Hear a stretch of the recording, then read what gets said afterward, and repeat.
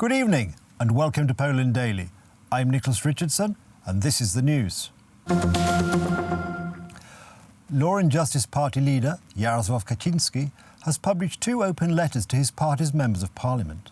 The leader of the ruling group congratulated them on winning their seats in parliament, adding that in order to capitalise on this win in the recent elections, they should follow it up with a win in next year's presidential elections. The re-election of President Andrzej Duda, who is a natural candidate for those wanting a better life, will be a guarantee of building a wealthy, just and strong Polish Republic.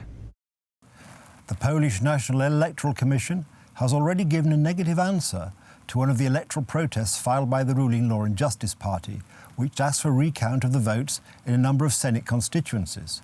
Politicians from the ruling party, which lost its majority in the 100-seat Senate by a small margin, say that they are patiently awaiting the verdicts of the Supreme Court on the matter. In the opinion of the National Electoral Commission, the electoral protests which we reviewed today did not have a sufficient legal basis. It's not as though we reviewed only one argument. We made several points, all addressing the appropriate arguments made in a motion filed by the Law and Justice Party. You may judge for yourselves, we have it all laid out. The National Electoral Commission has a full right to give its opinion on the matter, although it's not binding in any way. We're still waiting for the verdict of the Supreme Court. We believe that for there to be no doubts concerning the outcome of the elections, a careful recount of the votes in those 6 constituencies is necessary. It's all written in the Electoral Code and is perfectly legal. The Warsaw Regional Prosecutor is leading a comprehensive investigation into the Czajka sewage treatment plant failure and the consequent dumping of hundreds of tons of sewage into the River Vistula, the prosecutor's spokesman announced today. At the request of the prosecutor, officers from the Central Anti-Corruption Bureau entered Warsaw City Hall. Officers of the Katowice division of the Central Anti-Corruption Bureau entered 3 city offices in Warsaw, the City Hall, Warsaw Water Filtration Plant and the Bureau of Crisis Management. There they are examining documents regarding the investment into the so-called incinerator, as well as the failure of the Czajka sewage treatment plant.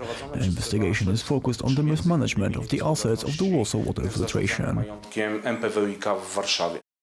Police are questioning a truck driver on the suspicion of murder after 39 dead bodies were found in the container trailer of a truck parked near an industrial park in Essex in the early hours of Wednesday morning. According to British media, the most probable cause of death of the 31 men and 8 women, who are believed to be Chinese, was freezing.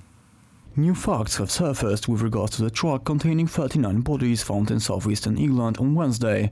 All the deceased were Chinese citizens. The truck driver was Mo Robinson, a man from Laurel Vale, a village in Northern Ireland. He was detained by the police and is considered a suspect in the investigation.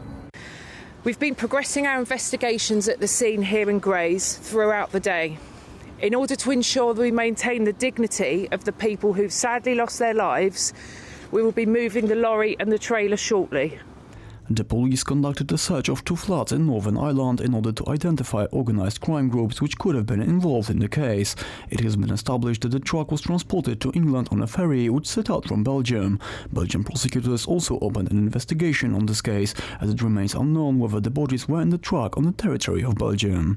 The problem has never gone away. If you go back to the migrant crisis, in Calais in the jungle, the problem simply hasn't gone away. Drivers are facing attacks. It's fair to say that the traffickers are upping their game in terms of how they're actually accessing and getting into vehicles and bringing migrants through. We're seeing changes there. The ferry carrying the truck pulled into the British port of Purfleet on Wednesday after midnight. Before 2 a.m, police were called into the Waterglade industrial estate located nearby. The trafficking, there is simply not enough being done in terms of security, in terms of the protection of vehicles across Europe. We need to be working far more with the Europeans. The truck was registered in Bulgaria, which was confirmed by the authorities. British Prime Minister Boris Johnson spoke on the matter in the House of Commons. Thank you, Mr. Speaker. The whole House will be shocked by the appalling news that 39 bodies have been discovered in a lorry container in Essex. This is an unimaginable tragedy and truly heartbreaking. I know that the thoughts and prayers of all members are with those who lost their lives and their loved ones. I'm receiving regular updates, and the Home Office will work closely with Essex Police as we establish exactly of what has happened. And my right honourable friend, the Home Secretary, will be making an oral statement immediately after these questions. The victims were 38 adults and 1 teenager. That's the news. Thank you for watching. Stay with us for the weather, Poland Daily Business and more programmes. But from me, it's have a good night and a better tomorrow.